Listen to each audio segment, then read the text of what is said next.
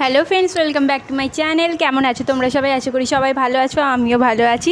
তো আজকে অনেক দিন পর ভিডিও দিচ্ছি একটা। তো আজকে একটু অন্যরকম ভিডিও দিচ্ছি। তো দেখো, এখানে আমি একটা কেক বানাচ্ছি, তো তারই রেসিপি তোমাদের সঙ্গে শেয়ার করব। খুবই সহজে ঘরে থাকা উপকরণ দিয়ে তোমরা কেকটা বানিয়ে ফেলতে পারো। তো দেখো, ওখানে হাফ কাপ সুজি নিয়েছি ও চিনি নিয়েছি। তো নিয়ে ভালো করে ব্লেন্ড করে নিয়েছি ব্লেন্ডারে। তারপর দেখো হাফ কাপ ময়দা দিলাম। তো আমি হাফ কাপই নিচ্ছি, যেহেতু আমি কেকটা খুবই ছোট বানাবো।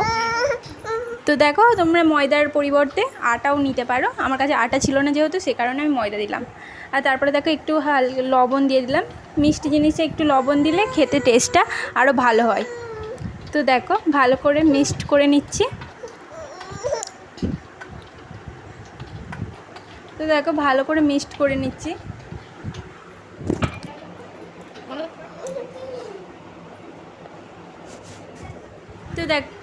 তো দেখো, আমি যেহেতু হাফ কাপ ময়দা হাফ কাপ সুজি নিয়েছিলাম, সে কারণে আমার 1 কাপ দুধ লাগবে। তো আমি এখানে দুধটা নিয়ে ভালো করে অল্প অল্প দিয়ে মিক্সড করে নেব। তো দেখো, এখানে আমি গরুর দুধ নিয়েছি, তোমরা চাইলে পাউডার দুধও ইউজ করতে পারো। তো দেখো, ইনোটা দিতেই হবে একদম। তো দেখো, এখানে আমি ইনো দিয়ে দিচ্ছি ভালো করে মিক্সড করে। তারপরে ইনোটা দিয়ে ভালো করে আরেকবার মিক্সড করে নেব। তো দেখো, এখানে কমপ্লিট। আর তোমাদেরকে দেখিয়ে দিই কেমন হবে ব্যাটারটা। তো দেখতে পাচ্ছ, একটু থকথকে একটা ব্যাটার হবে।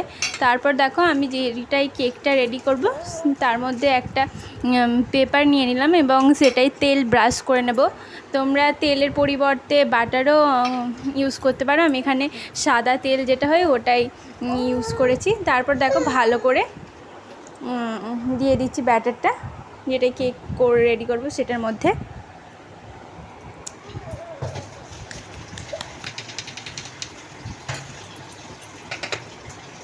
তো তোমরা দেখো, এখানে ফ্রুটস কিছু দিতে পারো। আমার কাছে যেহেতু কিছু ছিল না, সে কারণে আমি শুধু কিশমিশ দিচ্ছি।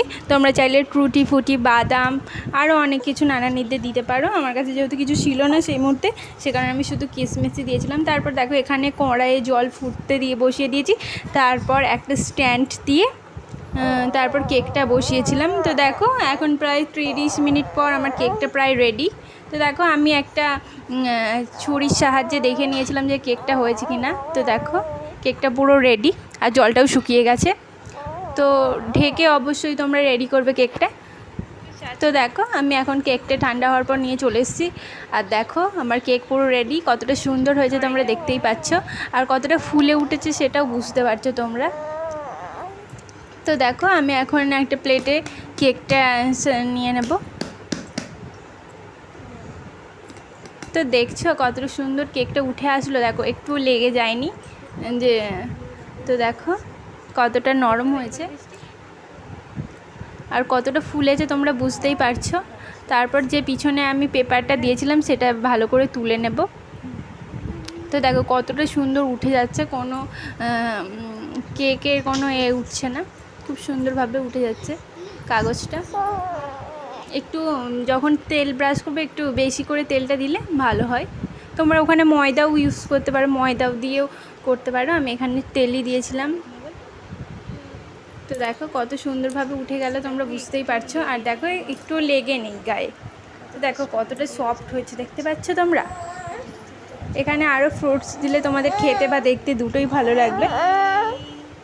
তো দেখো, আমি এখন তোমাদের কেকটা কেটে দেখাবো। দেখো কত সুন্দরভাবে কেটে যাচ্ছে কেকটা, একটু লেগে যায়নি কিন্তু ছুরির মধ্যে।